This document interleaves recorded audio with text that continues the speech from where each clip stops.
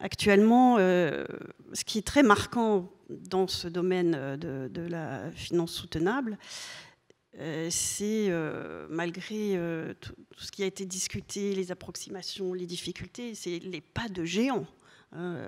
Quand je pense à il y a 2 ans en arrière, on dit oh, alors ça, on n'aura pas de données, on ne sait pas en discuter, c'est un risque non mesurable. On est à des années-lumière en 2 années, c'est très très caractéristique.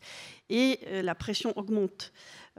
Donc, avec justement des établissements grands ou des établissements plus, on va dire, très, très conquérants, qui sont capables de rassembler des données en particulier, ça c'est un des vrais enjeux.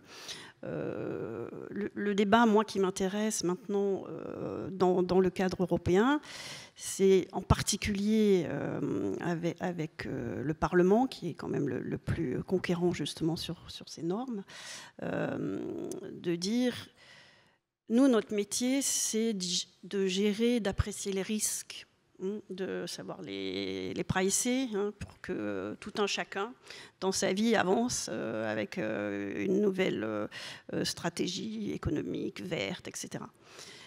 Et donc, vous êtes le législateur, vous devez nous dire non seulement 2050, 2035, mais quelle est la course, donc la taxonomie, c'est essentiel, mais aussi les politiques énergétiques, et je suis d'accord que malheureusement l'Europe travaille souvent en silo. Quels sont vos choix de politiques énergétiques? Et on peut aussi être positif, il y aura d'autres énergies, qu'elles soient renouvelables en particulier, et peut-être que quand même certaines vont définitivement se substituer à d'autres. Mais ça, c'est le cadre que doit définir la politique énergétique européenne. Et à partir de là, nous, on va dire établissements financiers et les superviseurs qui vont avec, on sera pricé et déterminé ensemble, avec des grands ou certains plus petits établissements, mais on saura déterminer cette course et définir le coût de ce risque, le risque de la transition, le risque de la révolution. Je ne sais pas ce qui devra être déterminé, mais ça c'est un choix qui doit être fait au niveau de la politique énergétique européenne.